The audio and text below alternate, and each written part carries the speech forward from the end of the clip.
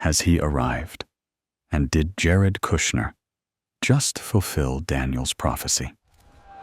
On October 10th, 2025, a Gaza ceasefire silenced sirens and set cameras flashing. Presidents smiled, anchors said historic, yet the architect in the shadows held no office. Not a president, not a diplomat. He sketched the framework, shuttled between 7 capitals, and gathered signatures few thought possible. When the deal landed, one name echoed worldwide: Jared Kushner. Before we rush to judgment, ask yourself, is this peacemaking or a covenant with many, confirmed in plain sight? If that question pulls at you, comment 777, like and subscribe, because what comes next matters. Stay with me. We will trace the path from the Abraham Accords to this moment, matches the embassy meet report. the players behind the curtain, and test the plan against the text of Daniel. Who is Jared Kushner, and why does this moment bear his signature? Here is the quick sketch before we dive in. He has arrived. Did Jared Kushner fulfill the prophecy of Daniel?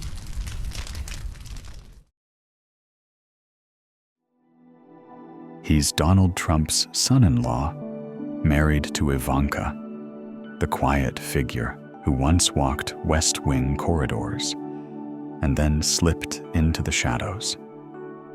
As senior advisor in Trump's first term, he midwifed something no one thought possible: the Abraham Accords' formal normalization between Israel and the United Arab Emirates, then Bahrain, later Morocco, and Sudan. It wasn't just a press release. It was handshakes on tarmacs, flags side by side, direct flights where none had flown, commerce and technology lines opening after decades of silence. Overnight, Jared Kushner became a name synonymous with Middle East deal-making. And then, almost as quickly, he vanished. He launched a private investment firm. Affinity Partners kept his head down, spoke, rarely stayed far from primetime politics. Why the silence?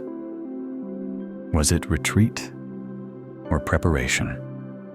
Because for 9 months out of sight, something larger was taking shape.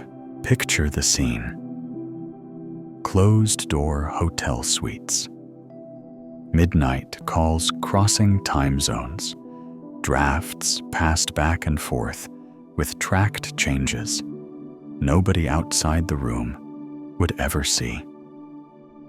While pundits argued on television, he was drafting, negotiating, refining a 20-point peace framework, Israel-Hamas, and a coalition of Arab states in the same document. No ambassador's flag on the desk, no cabinet portfolio, no formal authority at all. Does influence require a title, or do results define authority? Blessed are the peacemakers, Jesus said, for they shall be called sons of God. Matthew 5:9. But another line echoes too. When they say peace and safety, then sudden destruction comes first. Thessalonians 5:3. Which verse fits this hour?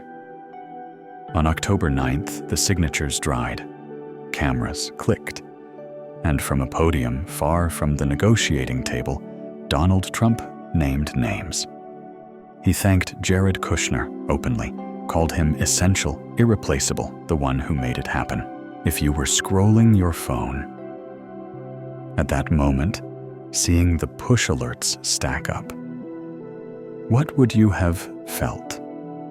Hope, suspicion, relief, or the chill that comes when history turns and you're not sure where it's going?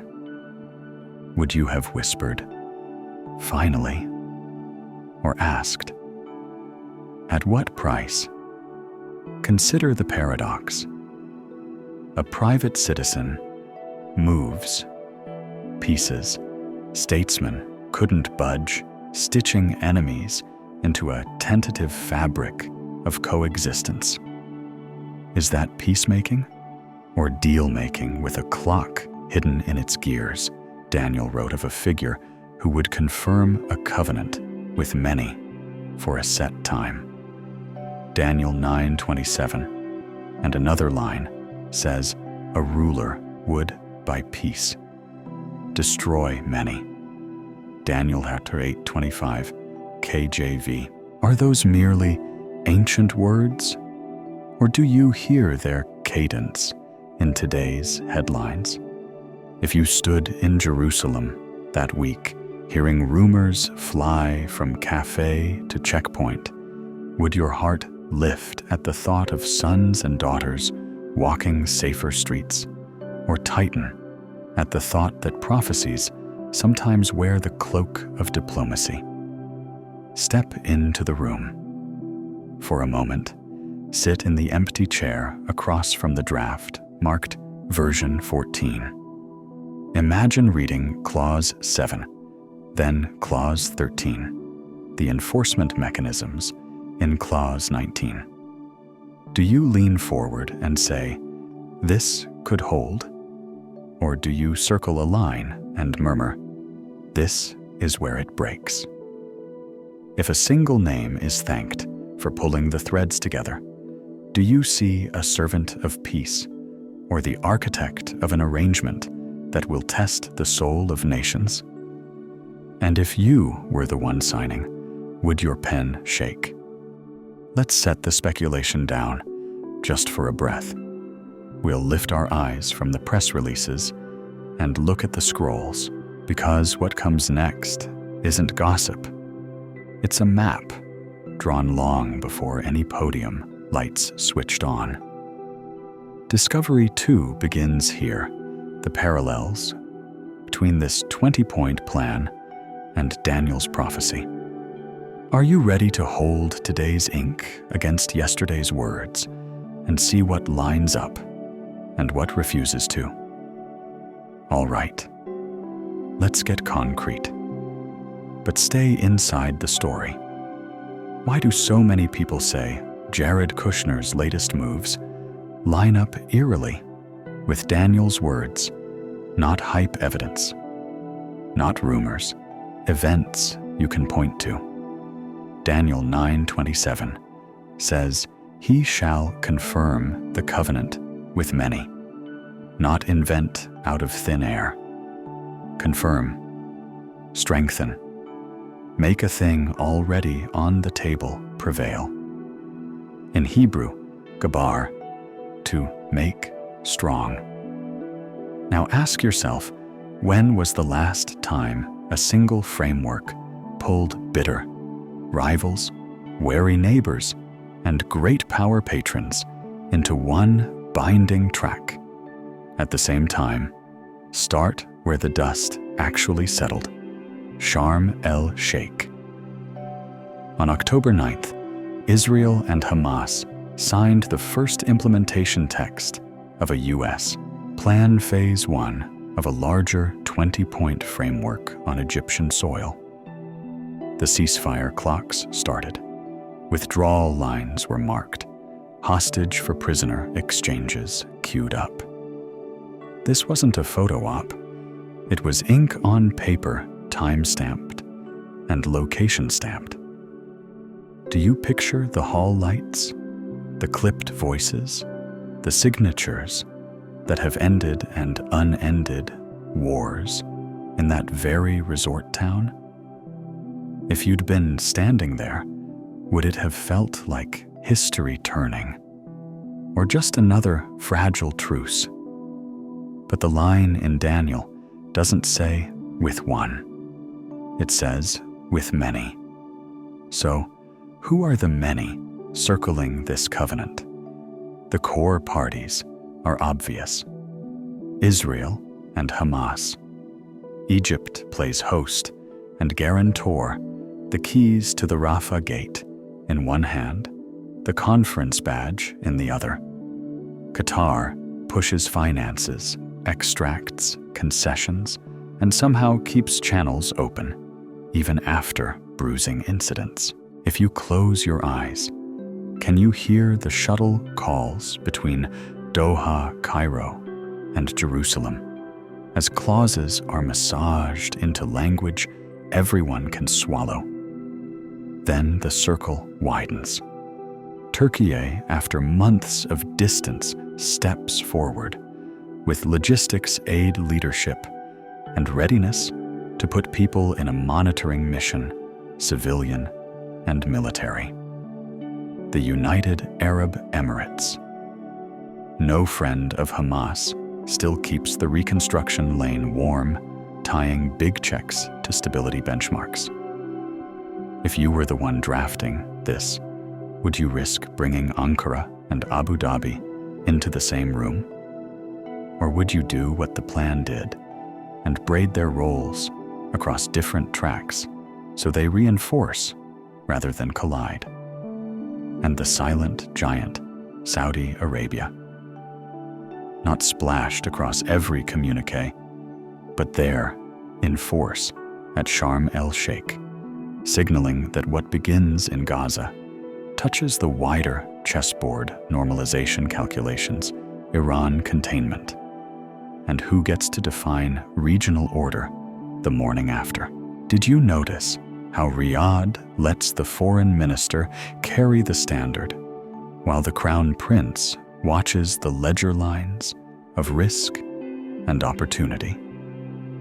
If you were in that delegation, would you already be gaming out what day 2 looks like? The United States floats above and inside the whole design, proposing pressing backstopping. And there in the cockpit, not as a cabinet officer or an envoy with a brass plate on the door, but as a figure whose Rolodex was built in the Abraham Accords, years Jared Kushner. He isn't sworn in, he is flown in. One day, he's photographed on the security cabinet's edge. The next, he's in Gaza with the CENTCOM commander walking first phase lines. Is this peacemaker instinct or deal-maker muscle memory when the man who built normalization between Israel and Gulf capitals now helps coax sworn enemies into the same text? What would you call it if you watched it happen from the back row? Now look again at Daniel's phrasing. Confirm the covenant with many. That confirm doesn't scream, invent a brand new thing. It whispers, take the shattered mosaic of prior drafts and make it hold. That is exactly what the first phase document did. It gathered elements that had surfaced and sunk across 2 years, partial withdrawals, sequenced exchanges, third-party oversight, and hammered them into an enforceable sequence. If you were the drafter, how would you write clauses so bitter enemies could sign without swallowing their tongues? The Hebrew verb holds not create cause to prevail. And the many aren't just warm bodies at a table. They are conflicting centers of gravity. Israel and Hamas, decades of blood. Egypt versus Qatar, competing leverage. Turkey asserting relevance, even as the UAE guards its Abraham Accords, dividends. Saudi Arabia watching every comma for precedents that will ricochet into its own normalization calculus. When rivals who won't share a prayer rug agree to share a framework, do you hear the echo of Daniel's with many? Or do you call it coincidence? There's more. This framework didn't just convene. it advanced. Hostility halts were tied to mapped lines. Hostages for prisoners had clocks. Humanitarian corridors had managers. Monitors had names. Even after flare-ups threatened to rip the fabric, U.S. pressure. Egyptian mediation. Qatari messaging and Turkish aid coordination kept tugging it back toward the agreed center. If you were a cynical observer, would you admit grudgingly that this is what confirming looks like in the real world? Not magic, but momentum? What about the claim that Kushner was merely a face at the table? Reports place him in the rooms and on the flights that mattered, meeting Netanyahu, sitting through security cabinet briefings, returning days later with the envoy corps to shore up the next steps. The Financial Times and Washington Post both frame him as a key player in a plan whose public ownership sits with the president, but whose private stitching bears the hand of someone who has threaded these needles before. If you heard a president thank him by name, would you chalk that up to family loyalty or to the simple rule of diplomacy? You credit the one who closed the gap, and woven through the analysis are the questions you can't shake. If you had been in Sharm el-Sheikh when the pens came out, would the hairs on your arms have lifted at the thought of an ancient line about a covenant with many? Suppose you sat across from a Qatari mediator while a Turkish coordinator dialed the UN and an Egyptian official checked Rafah manifests. Would you have felt prophecy breathing down your neck, or just the grind of statecraft? If you were Jared Kushner, would you feel like a man making deals, or a man being swept along by a script written long before you were born? Blessed are the peacemakers, Jesus said, for they shall be called sons of God. Matthew 5:9. And yet, Daniel also warns of a figure who confirms a covenant with many and then desecrates what is holy. Daniel 9:27. Which current is this moment riding, the beatitude or the warning? That is the tension honest watchers must hold.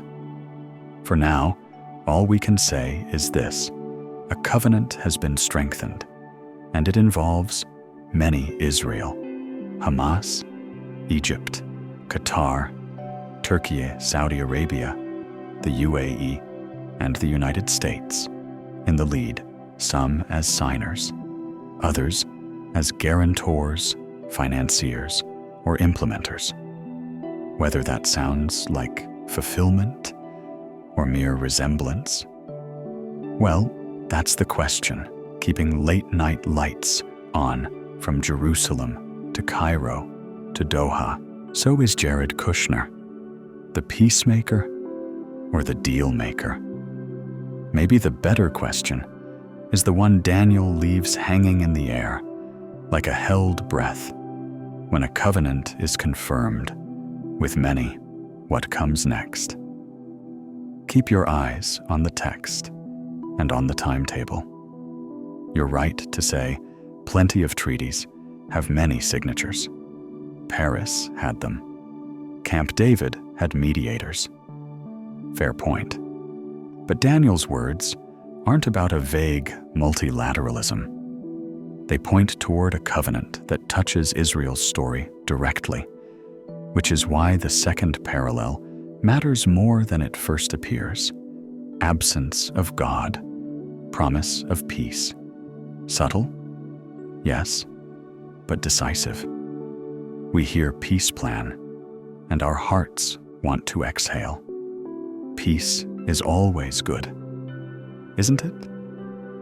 Or is Scripture drawing a line between two very different kinds of quiet? The stillness that comes from the presence of God, and the hush that comes from paper pens and political choreography. Think of the Bible's language here. There is shalom, not merely the end of gunfire, but wholeness, reconciliation with the Creator. A heart settled because it has been mended, not just managed. Jesus names it plainly, peace. I leave with you. My peace I give to you. Not as the world gives, do I give to you.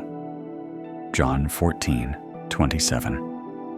And then there is the other peace, the humankind, the ceasefires, hammered out at 2 a.m., the trade of land for assurances, the equilibrium of deterrence. Necessary, sometimes. Holy, not necessarily. Which kind are we watching now? If you stood in the room while clauses were bartered like coins, would you sense heaven's breath in it? Or only the weight of human calculation? Scripture refuses to flatter our optimism. They have healed the wound of my people lightly, saying, peace, peace, when there is no peace. Jeremiah 6:14, cf. Ezekiel 13:10. Paul sharpens the edge. For when they shall say peace and safety, then sudden destruction cometh upon them, as travail upon a woman with child, and they shall not escape. KJV. Notice the order.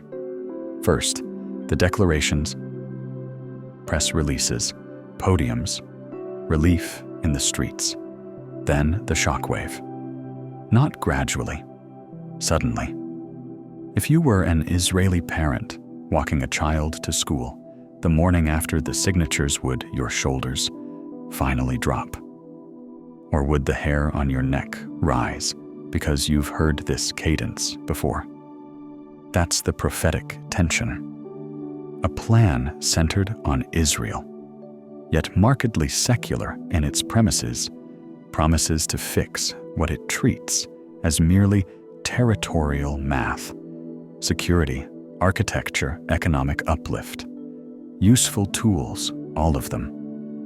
But is a spiritual conflict over covenant land ever solved by spreadsheets and patrol maps alone? Daniel's timeline lives inside a story where altars, promises, and holy ground are not metaphors. They are the stage itself. If a covenant is drafted as if God were an optional clause, are we smoothing the surface of sand and calling it a foundation? What happens when the first hard wind blows? Imagine you're reading the document line by line. You reach enforcement mechanisms, timetables, reconstruction tranches. It's tidy. It's clever. It feels achievable. But where in any of those lines is the acknowledgement that this land was sworn over with oaths older than empires, that both judgment and mercy have run through these valleys, like rivers? If you were an advisor at that table, would you advise one more paragraph? Or would you whisper, "This is a soul-level wound, and won't close with stitches of policy"? None of this is an argument for printing a prayer in a treaty. No diplomat carries a pulpit in a briefcase, but it is a recognition of categories. The peace of Christ is a gift, not as the world gives, John 14:27, and the peace of human politics is a construct. The first transforms hearts. The second restrains hands. Which peace is on offer when a plan treats Israel-Palestine as resource allocation, risk mitigation, and sequencing of concessions, without ever naming the deeper contest over worship, promise, and place. If you were living in Gaza tonight, hearing that word, peace, float through the air like a fragile lantern, would you trust it to carry the weight of your children's tomorrow? The prophetic problem isn't that men seek quiet. It's what quiet we settle for. The Bible keeps warning against a counterfeit calm, thin, temporary flattering.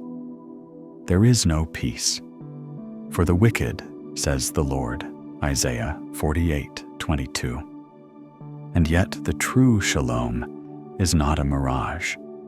It's a person and a people reconciled to Him. So ask yourself, when headlines trumpet safety, are we hearing the first notes of healing or the drumbeat?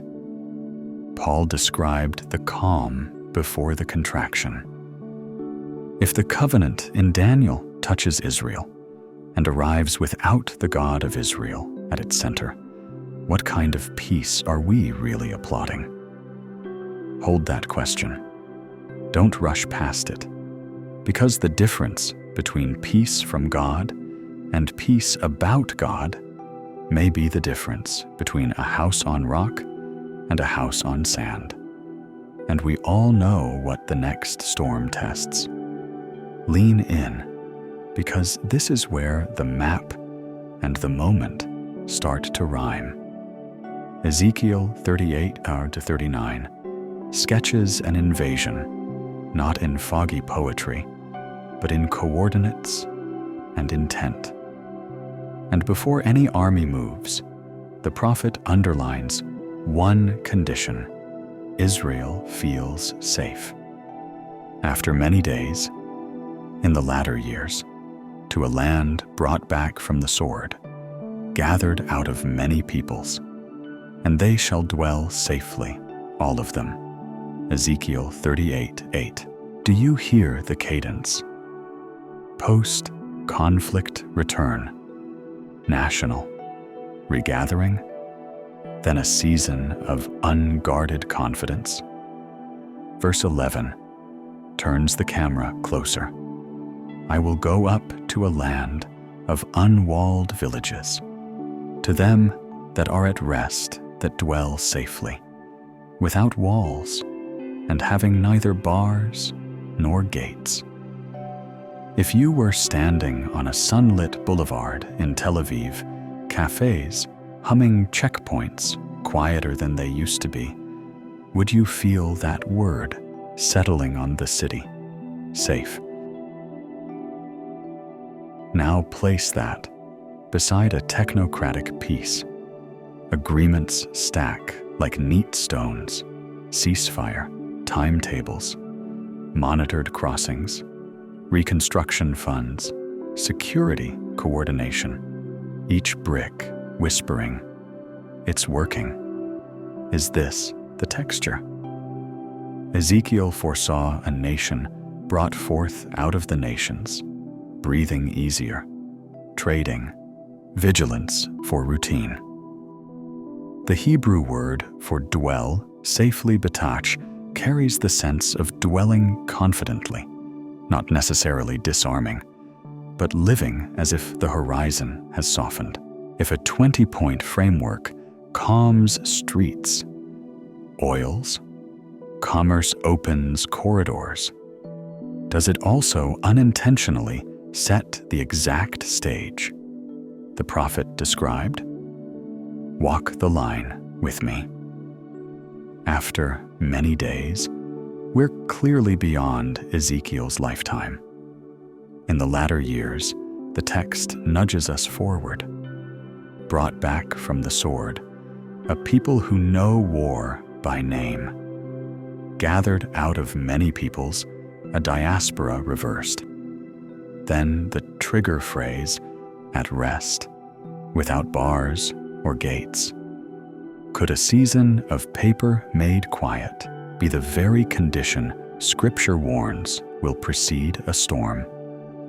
If you were drafting clauses, tonight, would you pause over that word betach and ask, are we engineering security or the feeling of security? I'm not rushing to outcomes, and I'm not spoiling what Ezekiel says comes next. I'm asking the question the text insists we carry when human plans deliver. The calm we've prayed for. Do we keep watch anyway? Because the prophet's sequence is stubborn. Return rebuilding rest, and only then does another actor speak. If you lived there, if your kids finally slept through the night, would you call this shalom? Or would you keep one ear on Ezekiel, just in case the quiet is part of a larger timetable? You want names, not mist. Ezekiel gives them ancient syllables that read like a roll call, and then dares us to hold them up against a modern map. Son of man, set thy face against Gog, the land of Magog, the chief prince of Meshech and Tubal, Persia, Ethiopia, and Libya with them, Gomer and all his bands, Togarma of the north quarters and all his bands, and many people with thee, Ezekiel 38, 2-6. It's not hazy poetry, it's a roster. You can almost hear armor creak and horse bits ring as the prophet reads. And did you catch the grip in God's voice? I will turn thee back and put hooks into thy jaws for hooks. Something irresistible will tug this coalition forward at the exact hour history allows it. Those names are old, but the trail isn't cold. Most students of prophecy trace Gog of the land of Magog to a power from the far north. Ezekiel later says, "Thou shalt come from thy place out of the north," parts 38:15. Modern readers look north of Israel and see Russia looming across latitudes, a nuclear-armed empire with reach in the Levant, Meshech and Tubal. Ancient regions, many associate with the territory of modern Turkey, the bridge between continents, whose armies and diplomats stride both east and west. Persia needs no decoding.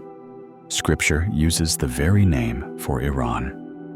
Ethiopia, Cush and Libya, Put draw our eyes to North Africa, the swath of land that has long fed armies and supplied fronts. Gomer and Togarma, lines that many place again on the Anatolian table, Turkish spheres and their bands. Piece by piece, the mosaic forms a northern titan, a Persian partner, Anatolian formations, and African flankers, and many people with thee. If you laid a transparent sheet of Ezekiel's names over today's atlas, would your pulse quicken at the overlap? So name the confederation the way a briefer would.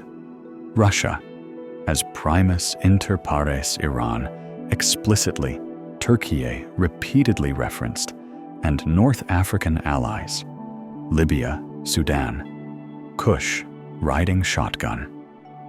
Now ask yourself what you've watched the last decade. Moscow, Tehran, and Ankara, once strange bedfellows, learning to coordinate in Syria, deconflicting airspace, trading, leverage sharing channels, hosting trilateral summits. 20 years ago, that triangle would have sounded implausible. Now you can picture the flags on the same backdrop. Does that chill your spine a little when you reread? And many people with thee. But Ezekiel doesn't just list uniforms. He whispers motive. To take a spoil and to take a prey. To carry away silver and gold, to take away cattle and goods, to take a great spoil, on to 12:13. Not a crusade of pure ideology. Not only a clash of creeds. A calculus resources, ripe for seizure value, sitting within reach, a target that looks soft enough to pluck. If you were in a war room north of the Black Sea or east of the Zagros, what would you circle on your board? Start with energy. Off Israel's coast lie giants, Leviathan and Tamar, natural gas fields large enough to flip balance sheets and redraw pipeline dreams. Picture compressors, humming, export terminals, buzzing, contracts tying Europe's winters to valves in the Eastern Med. If you were the architect of a resource-hungry bloc, would those reservoirs gleam like treasure in your mind's eye? Then layer technology. A nation punching far above its weight in cybersecurity, missile defense, agri-tech, medical innovation, the kind of know-how that can harden regimes and fatten treasuries. Add position. A strip of land that is a hinge ports to the Mediterranean corridors that kiss Asia and Africa, routes that touch Suez and spill into Europe. Control that hinge, and you influence the flow of grain fuel data and power. Now fold in timing, because the prophet does. He sketches not only the who and the why, but the when. After many days, thou shalt be visited. In the latter years, thou shalt come into the land that is brought back from the sword, and is gathered out of many people, and they shall dwell safely, all of them unto 8. Then the invader says, I will go up to the land of unwalled villages, to them that are at rest, that dwell safely, all of them, dwelling without walls, and having neither bars nor gates. Verse 11. Hear the order, return from dispersion, recovery from wars, a felt security, and then the north stirs. What produces that felt security paper? Protocols, patrols, a framework that cools streets and lets parents exhale. If a 20-point plan persuades a battered nation that the knife has finally been sheathed, does it at the same time create the very window an opportunistic coalition watches for? Imagine you're a planner in Ankara, running a fingertip along a nautical chart, or an advisor in Tehran, reading a dossier on undersea pipelines, or a colonel in Moscow, tracing air corridors on a briefing slide. You're not preaching, you're pricing. The question you whisper isn't, what is right? It's, can it be taken? And if headlines from Jerusalem have started using words like calm reopening, normalization, and guarantees, do your calculations change? If villages feel unwalled, not because concrete fell, but because confidence rose, is that when a hand reaches out for silver and gold, cattle and goods? Ezekiel even sketches the chorus around the raid. Sheba and Dedan and the merchants of Tarshish, with all the young lions thereof, shall say, Art thou come to take a spoil? 38:13. Voices from trading hubs, Arabian markets and far-sailing merchant powers don't join the strike. They question it, protest on commercial grounds, ask about goods, pray a great spoil. Can you already hear the statements you'd expect from capitals whose ships and ledgers depend on stable lanes? Teeth half bared, but claws kept sheathed. None of this declares. This is that. I'm not leaping ahead of the text, and I'm not unveiling the outcome Ezekiel records later. I'm simply laying the parallels you can see with your own eyes. A northern-anchored block that now exists in the theater Ezekiel described. An explicitly Iranian partner, Turkish strata woven through the roster, North African elements within arm's reach, and a set of economic incentives that make a spoiling raid rational to the ruthless. If you stood on a terrace in Tel Aviv, sipping thick coffee while the word peace drifted through the morning air, would you savor it or feel the text tug your sleeve? Safe dwellers draw hunters, and beneath every clause that drumbeat remains not walls, but confidence, not God's shalom, but human quiet, not a spiritual settlement, but a political one that lets men sleep.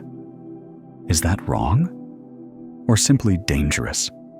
If you've read Ezekiel, I will put hooks into thy jaws, the Lord says, 38:4. Hooks are baited by opportunity. Suppose a plan ushers Israel into a stretch of unwalled rest, the kind that makes economists cheer and soldiers unclench. Does it also unintentionally set the exact preconditions Ezekiel listed 2,600 years ago? Hold the map in one hand and the scroll in the other. Feel how they pull against each other. We're not at the end of the chapter, and I'm not telling you what happens on the next page.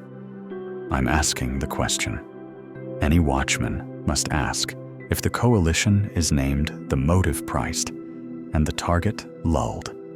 What do you call the hush that falls over the land? Peace at last, or the breath drawn before the trumpet sounds? Watch how parchment meets policy, how an ancient line about dwelling safely begins to sound like a press briefing. Ezekiel says the invasion arrives when Israel feels secure.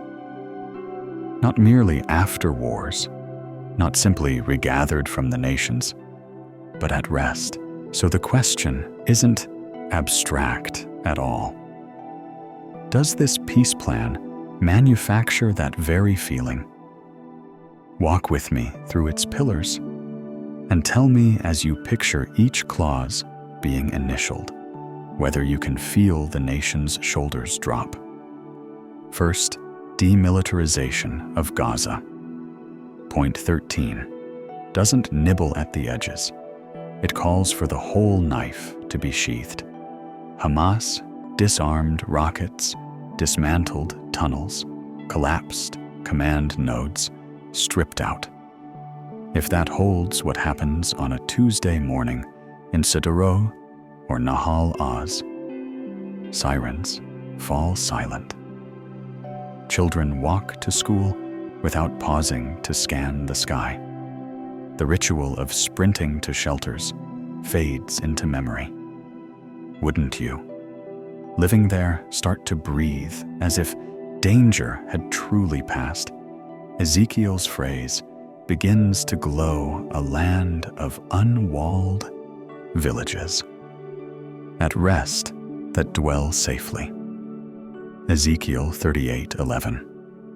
Is this what Beitach securely, confidently feels like Second International Peacekeeping Forces? Point 15. Installs. Monitors on the ground. Badges. Blue helmets. Checklists. satellite feeds, an outer ring of eyes, promising that violations won't slip through the cracks. If you are an Israeli mayor reading the memo, what do you feel when you see not only the IDF on the line, but an international buffer standing there too? A security guarantee doesn't only deter, it reassures. It tells a people, the world is watching. You're not alone. Is that not the very texture of dwelling securely? Not only strong walls, but the sense that others will hold the line with you. Peace, I leave with you. Not as the world gives, do I give to you. Jesus said, John 14:27. Which kind is this divine shalom, or the carefully engineered hush of multinational consensus? Third economic lift. Points 10 and 11 swing open doors for investment reconstruction. Jobs that can be touched and counted. Roads, hospitals, power grids. When cranes dot the skyline and concrete mixers hum, people stop stockpiling canned goods and start drafting 5-year plans. Commerce has a way of quieting the streets until it doesn't. If paychecks arrive on time and markets are full, do hearts not begin to whisper, "We're safe now"? But Scripture still raises a hand when they shall say, "Peace and safety." Then sudden destruction cometh upon them. 1 Thessalonians 5:3. KJV. Is prosperity a lullaby or a guardrail? Fourth, normalized ties with Arab neighbors. Egypt hosting, Qatar pressing and paying, the UAE offering capital and legitimacy, Saudi Arabia, the quiet giant steering from the wings. When flights multiply, trade flows, and embassies exchange notes instead of barbs, a new reflex sets in. We phone, not fire. If you're a shopkeeper in Haifa, tallying receipts from Gulf tourists, what does unwalled feel like now? Not the demolition of barriers, but the disuse of them. They shall dwell safely, all of them. Ezekiel, heard Ezekiel 38:8. Could treaties absent altars produce that very impression? Put the pieces together. Demilitarization quiets the nearest threat. Peacekeepers extend a visible shield. Economics gives people reasons to plan, not hide. Normalization rewires reflexes across borders. None of this is wrong. Much of it is desirable.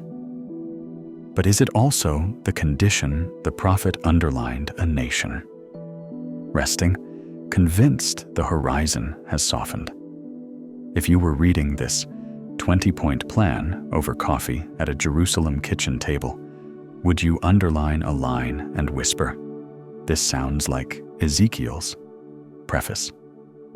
Now 3 prophetic indicators many watchers point to, and you decide whether they ring true. Indicator 1. The coalition exists. Israel's security briefers can already sketch the triangle without looking at notes. Russia, Iran, Turkey coordinating in the Levant, deconflicting flights, trading leverage, holding trilateral talks. 50 years ago, it wasn't there. 20 years ago, it was embryonic. Now, it is muscle memory. Ezekiel listed the players in old names. The map prints them in new ink. Does the roster feel theoretical or present tense? Indicator 2.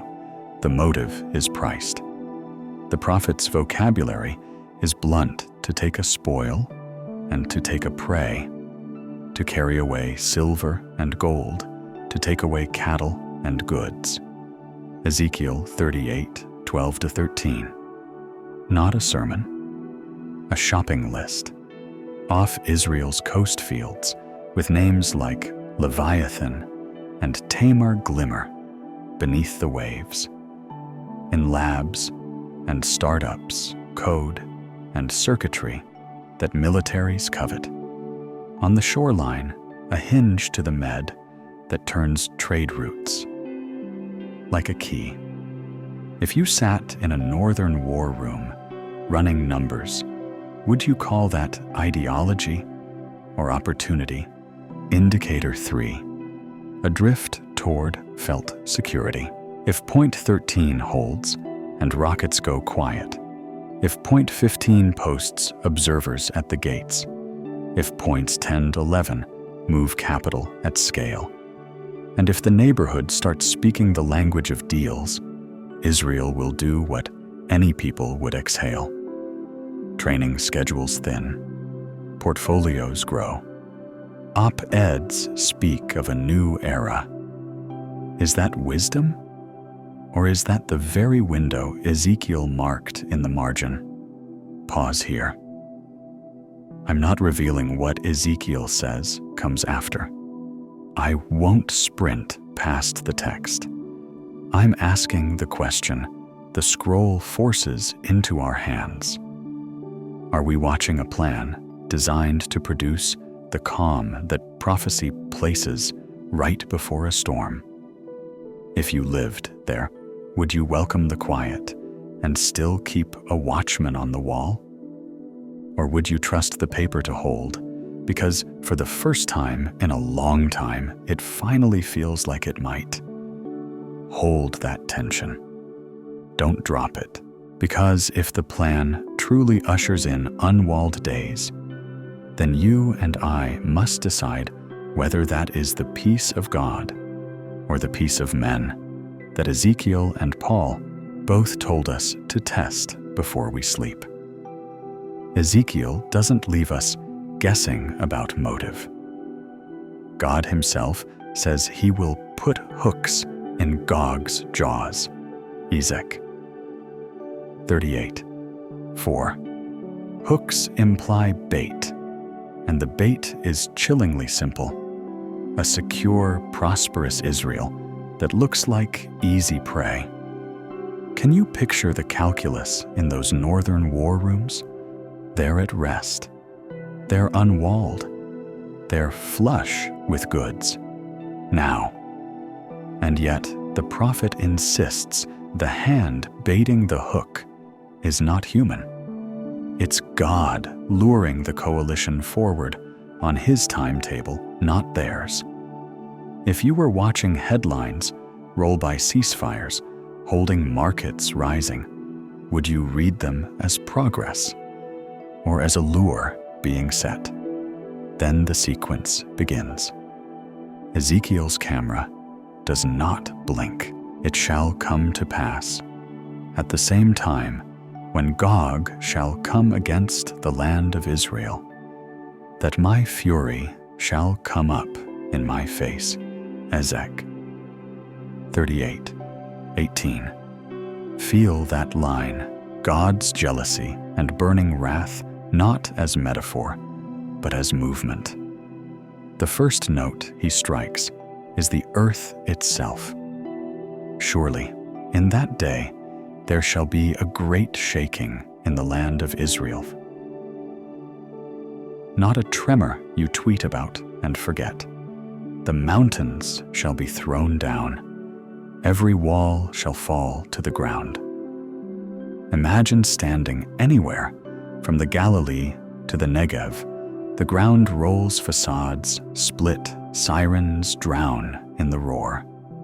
Would your first thought be fault line or fulfillment? Ezekiel widens the lens. The fish of the sea, the birds of the heavens, the beasts of the field, and all men shall shake at my presence. Verse 20. Creation itself convulses. Have you ever felt the way a storm makes even animals uneasy moments before it breaks Multiply that. The prophet wants you to feel the dread that precedes a holy intervention, the sense that someone has stepped onto the stage. Does your imagination go to Sinai's smoke and quake X? 19. 18. To Haggai's promise that God will shake all nations. Hagg 2, 6, 7. This is that scale of shaking, cosmic, not cosmetic. Then comes a second blow, confusion. I will call for a sword. Every man's sword shall be against his brother Ezek. 38-21. Armies that marched in lockstep begin to fracture.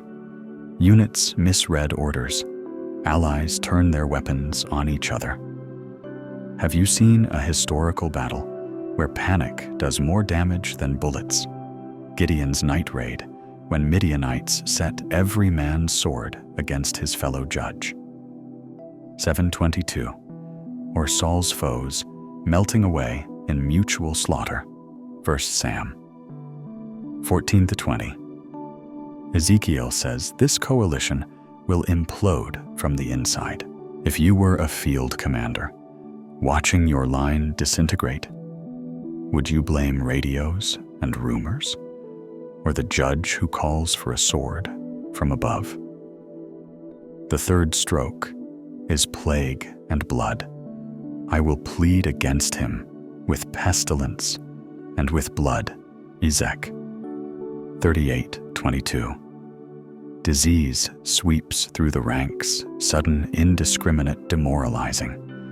Soldiers fear one another as much as the enemy. Supply chains falter. Medics are overwhelmed. The language is exodus. Like God pleads, litigates by sending judgments that no general can outmaneuver. Do you hear Pharaoh's courtroom replaying when the Lord said, "For this cause have I raised thee, that my name may be declared throughout all the earth." X 9:16. Different century, same judge, same aim. Armor, fire and brimstone words that drag your mind back to Sodom's Skanshenensua. 19:24. Is this meteorological mayhem? Supernatural artillery? Ezekiel doesn't care what you call it. He wants you to see God throwing the elements like spears. If you were there, would you look for barometric pressure? Or would you drop to your knees? Thread these blows together: earthquake, confusion, plague, storm, and fire. And listen to God explain why thus will I magnify myself and sanctify myself, and I will be known in the eyes of many nations, and they shall know that I am the Lord. Ezek 38:23. This is not Israel eking out a skin-of-the-teeth survival story. This is God writing his name across the sky in letters even cynics must read. The outcome isn't national bragging rights. It's universal recognition. If you're tempted to credit clever strategy, the text gently removes that trophy from human hands. And the casualty calculus.